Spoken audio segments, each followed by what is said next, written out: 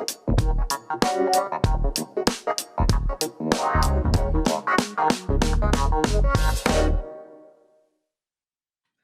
everyone, and welcome back to Point of Sale. Of course, this is the retail supply chain show where we break down our great retailers, everyone we love to spend money with, and the data and technology, of course, that move their supply chains. Now, I just spent the last week over in Vegas celebrating the wonderful technology, of course, that moves these supply chains, and got to meet with a number of the vendors and suppliers of robotics, back office software, point of sale systems, all of that fun stuff. And it was a really great time. And I did get a nice little interview with one of our favorites here on the show. And I think, especially when we look at the cold chain and how retailers in particular that need their help, Tive, I got a chance to talk with Krenar, their founder and CEO. And at the tail end of this episode, you'll get to watch that live from the floor and manifest. So unfortunately, I didn't get to turn the camera, but they were next to the puppies that were at the conference. But we'll next time, I swear, I'll get some puppy video action for you guys. But today, we're going to start off the show by talking about a lot of the technology that I got a chance to look at. And most importantly, I think some of my favorites, the robotics automation that was seen on the floor. Now, for everyone out there, we've talked about the importance of robotics within warehousing. One, it makes it safer, it makes it quicker, and at the end of the day, right, as the consumers of all of our retail partners, we want that stuff to get to us as soon as possible. So a lot of that investment has gone into it, but of course, the people side of things too. It's becoming harder and harder to find enough individuals to secure the amount of human capital that we need in order to sustain the supply chain that we all want. Right? We talk about sustainability a lot, and when we do, oftentimes it's compared to the environmental side of things. But today we're going to talk about how robotics automation can help with the sustainability side, with, of course, the retailers, their warehousing, and getting everything to us as soon as possible. And of course, you guys are going to see something that real quick here that I've known since I was in middle school, which is my favorite language outside of English, Japanese. Shaisho ni muji ni tsuite hana shaimasu. First, we're going to start off with a company called Mujin. That's a Japanese company. I got some cool videos of the action on the floor from them. You'll see they've got the arm robotic system. They also have these really cool robots that kind of move across the floor, move boxes once you finish seeing that done by the robotics arm. Now, they're actually a new one for me. I haven't heard of them until I was able to actually check them out on the floor. They have this guy moving all day long. And what's really cool is they've actually expanded recently into the U.S. In September of 2021, they opened their headquarters over in Sandy Springs, Georgia. They're a plug-and-play robotic system. So whenever you hear plug and play, you got to think, okay, it's gonna be able to easily integrate into their systems, and they're going to be able to add resources as they grow. And on top of that, it'll be implemented and deployed fast. And there's the main areas that you saw too from that robotics that they focus on. That's palletizing, depalletizing, and picking. And if you really think about it, all three of those jobs are kind of boring. As a human, like to be able to avoid having to pick and having to clearly take pallets off a truck, depalletize them, etc., load, unload. That's not the most fun part of a warehouse job. So it's taking a lot, like we see with back office automation of when you see our other shows, brokerage, trucking automation, etc. We're taking the least fun parts of the job, the parts that can also be automated very quickly, like palletizing, depalletizing, and picking, and pushing those over to robots to do for us. And their main people or customers that you might know of are Hitachi and Mitsubishi. They are newer and they are expanding. And actually, that robotics arm right there and duality with the robot on the ground was the first time they've actually been displayed, was at Manifest this past week. So I think we'll hear more from them, and I'm looking forward to speaking more with them here in the future. The second one I wanted to showcase is Locust Robotics. You'll see in this video here their Locust bots, and you'll probably notice on there too. On some of them they say DHL, some of them say Ryder, and some of our Geodis. Those are their three big main partners in the space. Now they're not moving in this video as crazy as they've seen, but you can see them across the floor, right? And there's people walking in between them, and of course, as people are moving across the conference, they are avoiding them. I will say, I should have had someone film me, but I was having so much fun doing it. I did spend a good 15 minutes or so trying to like jump in front of them as they're like turning and stuff too, trying to see like, hey, if I like box these guys out, these robots out, will they see me? Will that work? And the lady who was running the table thought it was hilarious that I was trying to kind of prove this technology could be dangerous. And I'll tell you, it didn't hit me once. And I ducked and dodged and ducked all of the T's in that movie, and they couldn't get me at all. So I think their recent valuation of $2 billion after their raise in November of $117 million is a fine price. Actually, in September, they picked their 1 billionth item as well. And their focus as well is on picking, put away, and person-to-person transport. So being able to have one person pick in a certain lane, maybe in a warehouse, take that to another individual who's going to put that in a box. Those long distances, right? That's always been a big complaint for warehousing workers. It's just the amount of steps that they're taking. A lot of them will have their like Fitbits or watches on, and it's a lot of steps in a day. So a Locust bot is the perfect way to limit those steps and also make those individuals better and faster at their main picking job. So those are really fun. I'm happy that we got a quick video of them too, but next time I promise I'll get some more human interaction with myself for you guys too. And I think the highlight of the show, and I'm reaching out to them. I really want to try to get some of their engineers on the show, and hopefully even on Great Quarter Gals as well, is the dog from Boston Dynamics. That's right. Spot showed up for one day. He was so cute. Thank you to Blythe for taking this video for me as well. This guy is really cool. If you guys don't know about Spot yet, look into it. You might be thinking, okay, this guy has a little bit of different avenue of helping with the supply chain. He's not like the other two that we discussed, where they're more of like in the warehouse doing work that humans are normally doing side by side with them. Spot is about more of reaching areas and sensing data and gathering data in an environment that can oftentimes be very dangerous for human beings themselves.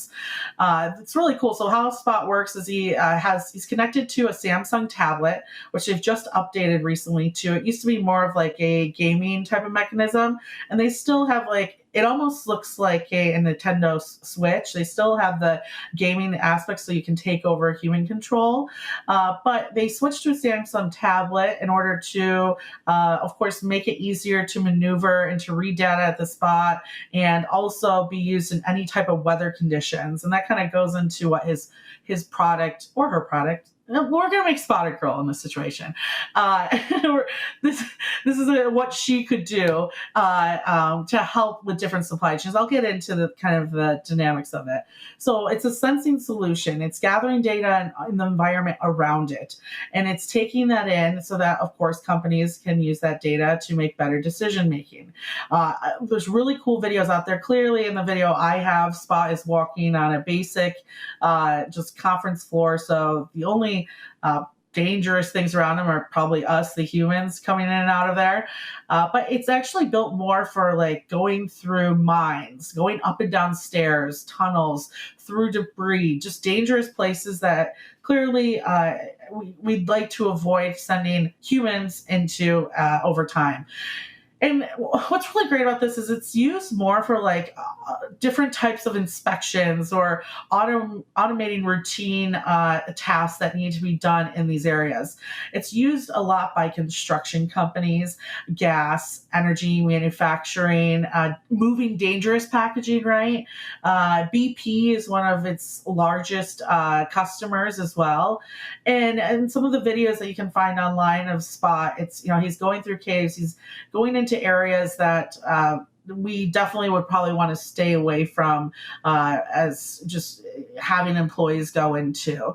And you might think, okay, like, well, what does that truly have to do with the supply chain? Well, we talked about last week of the helium issues that we had across the globe. And part of that, right, is the inspections that a lot of these manufacturers of helium are having to go through, and a lot of the issues that have occurred because of proper inspections not taking place. Well, if we can start to automate inspections, make them quicker by using robots who, like Spot, can get in and out of facilities faster and faster, well, that's probably going to make it a lot easier for us to keep up and avoid shortages like we've recently seen with helium. So really cool. All three were really cool to kind of watch and play with. And there's a couple more in there as well that I didn't get too much time to talk to and learn about. But the best thing about going to these shows, right, is kind of seeing what this automation is. So you can, of course, read about all of these companies, except for Mujin is not, we haven't touched on yet. So I'm going to work on getting in touch with someone and writing a little bit more on our editorial side on it. But you can check out FreightWaves.com and learn even more about Boston Dynamics and especially Locus Robotics, as it's helping a lot of our really big supply chain players like DHL, Ryder, and Geodis. And a shout out to DHL for the #1 swag water bottle at the convention. Love this, and thank you for sponsoring the women's lunch at that too. And heading real quick, we're going to now go into the video with Tive, Krenar Komoni. He is their founder and CEO. We're going to talk for a little bit, and then we'll come back to me to wrap it all up. So enjoy the talk with him, and I'll talk with you all shortly. Hi everyone, I am here today with Krenar here at Tive at Manifest in Las Vegas. Thank you so much for having me. I'm excited that we've talked before on the show actually, but it's finally one-on-one. That's the best part about these things, right, is you get to see everyone face to face, and so it's incredible to meet you in person. And same here. Thank you, I appreciate that. And visibility, I love to write about it. You love to help me learn more about it. So we've got this fun relationship through that. And you were on a wonderful panel yesterday on the state of visibility. Tell us, from your point of view, where exactly do we stand, in, even more so in the future of getting to this end-to-end true visibility dream that everyone considers will, of course, help with a lot of ways in the industry. Yeah, I would say even if you look at the panel yesterday, it was a pretty strong panel. There was a couple of panels before that, like a day before, and we're talking about visibility. I would say we're still in the feels. It's not nascent. It's not just the beginning, but we're at the stage where companies are starting to realize exactly the value they're getting from visibility. And one guy said, which I like, is like it's like sugar. You want more of it. Yeah. And you can't. There's no way we're going back to a place where visibility is not a thing anymore. It's table stakes. Everybody's gonna have it. I agree. That's, I would say, the stage we're in right now.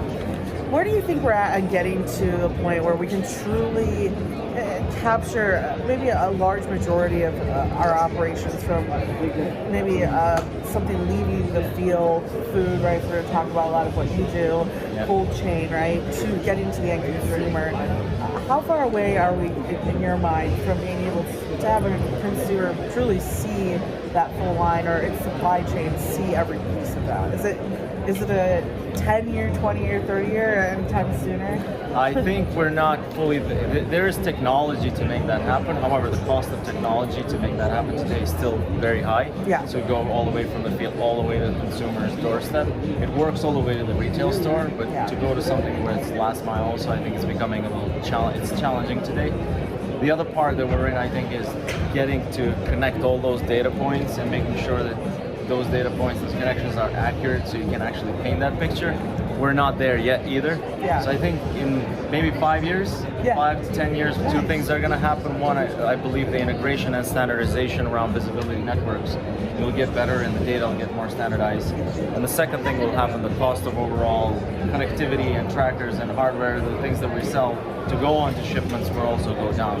So that convergence between those two points, which is the integrations and standardization together with the cost of chipsets going down, is going to create a proliferation of visibility to make that reality happen. That's a good point. I mean, even the supply chain, the management of the tools that we need to even create, right, at Tive Tag, or for everyone else that's joined the industry, the hardware, right, is going to take time to develop as well.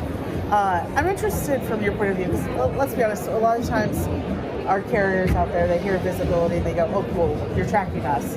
And what I've talked with a number of drivers about Tive Tag, and what they like about it, and a lot of your offerings as well, is that it's not tracking them, it's tracking the freight.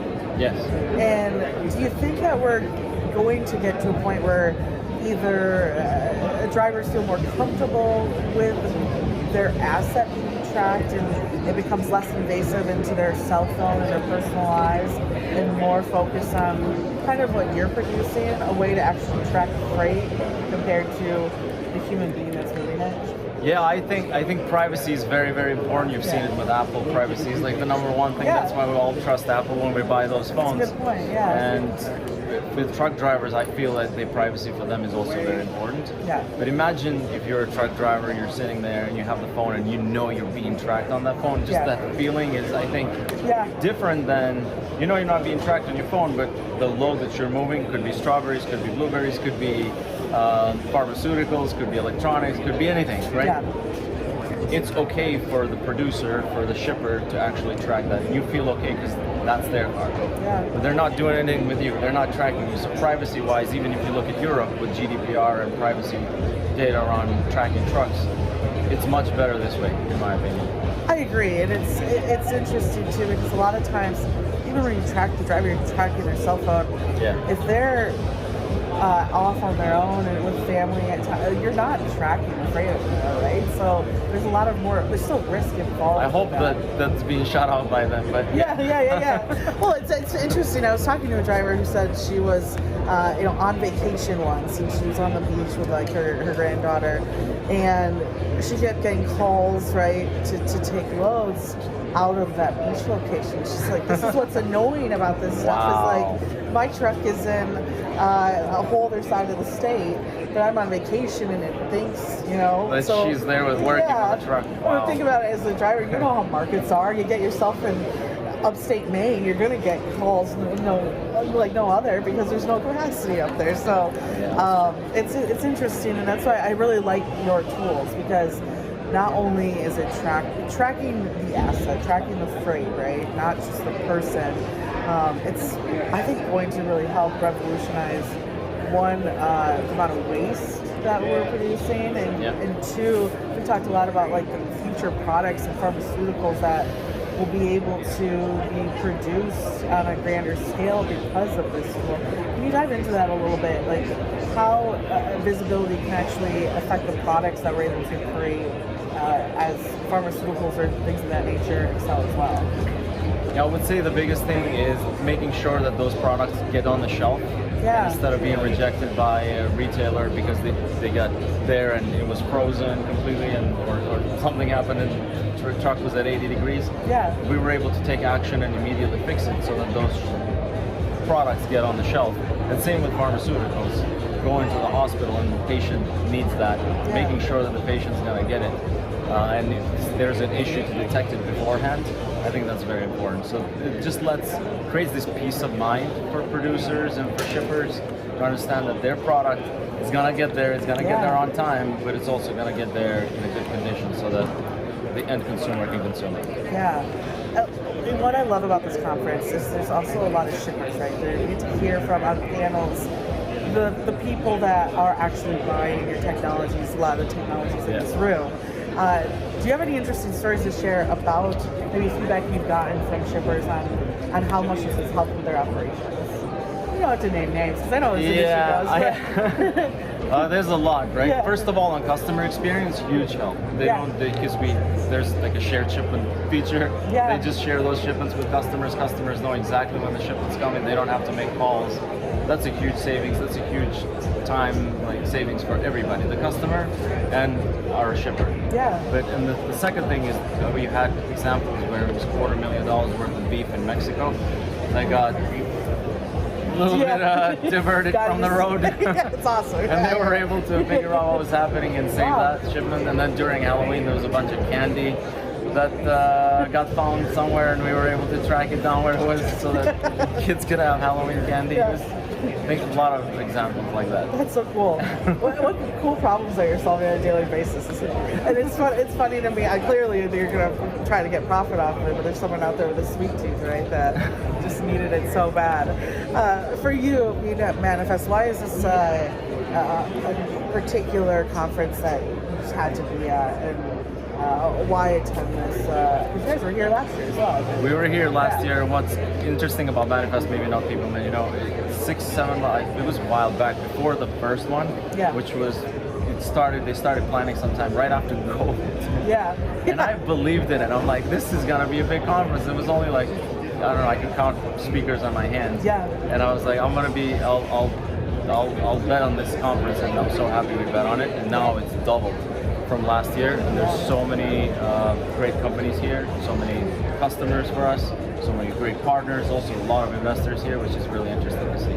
Yeah, a lot of investors, a lot of shippers too. I think that's what I enjoy most about this one is especially writing about it. I can listen to leaders like you all day long, but to hear from shippers saying, yeah, no, this is working, this is creating some real solutions is really refreshing from my point of view. And I heard next year is going to be twice as big. They want to open. Yes, they're going to take down the whole hall, which is crazy. And it's we have trucks back there too, and so many different pieces pretty of tech. diverse. If you had to choose something maybe even out of the visibility space, is there any type of cool technology trends here that I found fascinating? Besides, I will say, and I'll get a video of it, he is right next to the puppy, the puppy park. So besides the puppies, anything technology-wise that's trending that you think is pretty interesting? Oh my God, there's so many great companies here. I mean, it's a little bit on visibility. Text Locate, where it's just making it really easy for everybody to text. What Ryan's built is pretty amazing. What Nick at Alvis, the carrier operating system, to get carriers to figure out a way so they can operate more efficiently and grow their companies. We built some really cost-effective but also great piece of software. It's not around visibility, but just making carriers more efficient, because I come from that background with my father-in-law is a carrier and he's got a trucking company. That's how I started Tive. That makes me feel very good that there's people working to make their lives easier. To go back to that origin story, by the way, because I think it's been clearly a couple of years now, and you have some awesome 7.5 years. Yeah, is he using some of this tech? Is this stuff really cool to him to see how much it's advanced? Because I'm sure you talk about drivers being tracked by their cell phones. Is he happy that you're kind of leading the way of actually tracking the asset? Yes, I think he's very happy. That's awesome. So for you, 2023, the rest of the year. And my wife's here too, so. Oh yes, a whole family affair. So she can tell him directly. So for the rest of the year, Tive Tag's awesome. Everyone go check that out. Yeah, I'll show it so people can see nice. it. I always have. I love that. And then of course the tracker. Which is I want to take this tag look. It's technology-wise, it's insane how far for temperature monitoring, it's great. It just stores 5,000 of temperature points. And they're like, what are you talking about? And I'm like, no, it's literally a sticker. So congrats, it's just so cool to see how far you've come, especially just going in from those two different operations. No lithium either. Great stuff. What's in store for 2023? 2023, I think as many companies out there, if you look at the market and what's happening, our goal is to increase efficiency as a business, increase productivity as a business, and make sure that we grow very diligently, and it's not just growth at all costs anymore. And I think every startup, every company is looking at things like that. But we really want to focus on fundamentals and making sure that we're doing everything great for our customers, and that's gonna be the focus for 2023.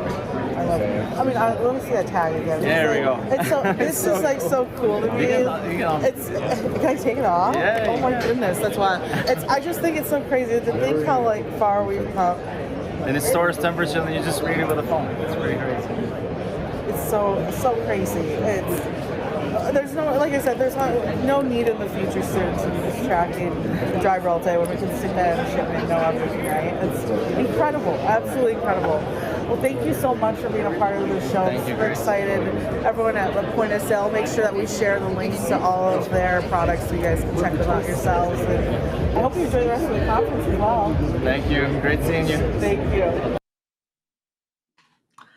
Yeah, I love speaking with him, and it's a simple product. That's everyone knows my favorite type of freight technology is a simple product helping solve one simple problem. So many companies out there they try to do too much, and Tive is just focus driven, and they're getting those products out there. So congrats to the team over there. For everyone, of course, we are a community, so make sure you head to FreightWaves.com, click on newsletters, click on point of sale, so you can start getting our weekly newsletter to you as well. And for everyone who loves this content, well, if you have SiriusXM, you're going to love this too. Head over to channel 146 from 5 to 7 p.m. Eastern Standard Time every single day to check us out Monday through Friday. Tonight we'll have Mary O'Connell on the show with us too. And if you miss it, you can listen to him on demand or check it out at 11 p.m.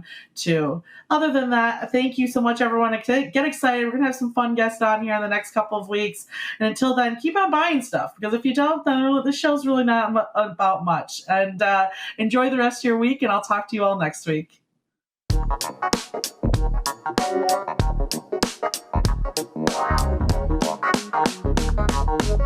Wow.